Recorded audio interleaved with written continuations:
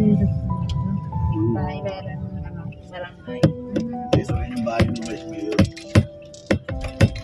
Dahil may pandang tawag ka TV. Bago lang yun. Ano ba nga lang yan? Hindi pa nag-start ng develop. Mga 3 years yun yung turnover yan. Or selling pa. Alam mo yung kapitbahay namin talagang interesado sa mga kumain. Pagkano ano ko sa size. Dalawa nga yun, isang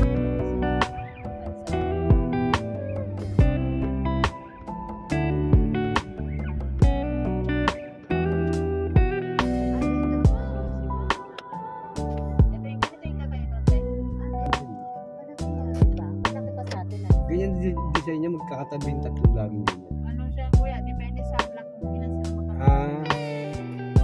Kasi ito may ano sa gilid. unit yan kuya. Ito po yung apple turnover po dito. Yan po, kung makikita po ninyo. Ayan. Apple turnover, kung inyo po itong, kung dito po kayo kukuha, ganito po yung mangyayari. Mangyayari talaga. Tapos may setback po siya dito. Ayan, yung setback niya sa likod. Pwede nyo pong gawing dirty kitchen, laundry area. So, ayan po. So, akit po tayo sa taas. Bali, ayan, buhos po ito siya. Ayan. Tapos, makikita nyo po dito sa taas is maluwang po. Pwede po siyang gawing tatlong bed. Tatlong bedroom. Nasa sa inyo na po yan. Kung dalawa lang, okay lang. So, yan. Tapos, may dalawang CR, baba at taas.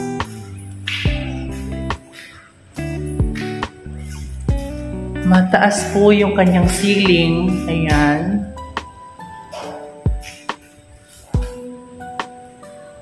Malawak po. Ito yung pangalawang CR sa taas. Ayan. Pag kukuha po kayo ng bahay dito, ganito po siya. Wala pa po siyang partition.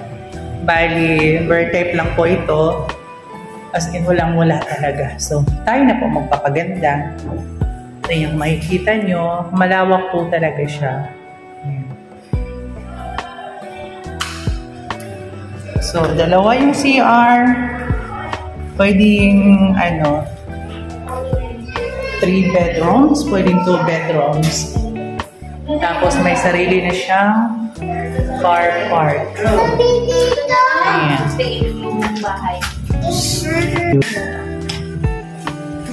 Walang kwarto dito sa taas? Oo, matuloy.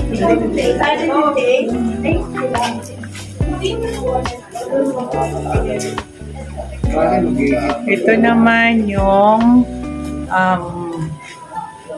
dress up model unit. Ayan.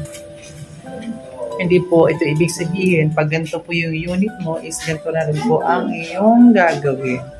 Kumbaga, ano lang po. Andiyan naman si no corner to. End unit eh. Kaganda kasi nag-end unit sa corner. May bigla na sa gilid. Kapag inner kasi, yung mga bigla na sa gilid.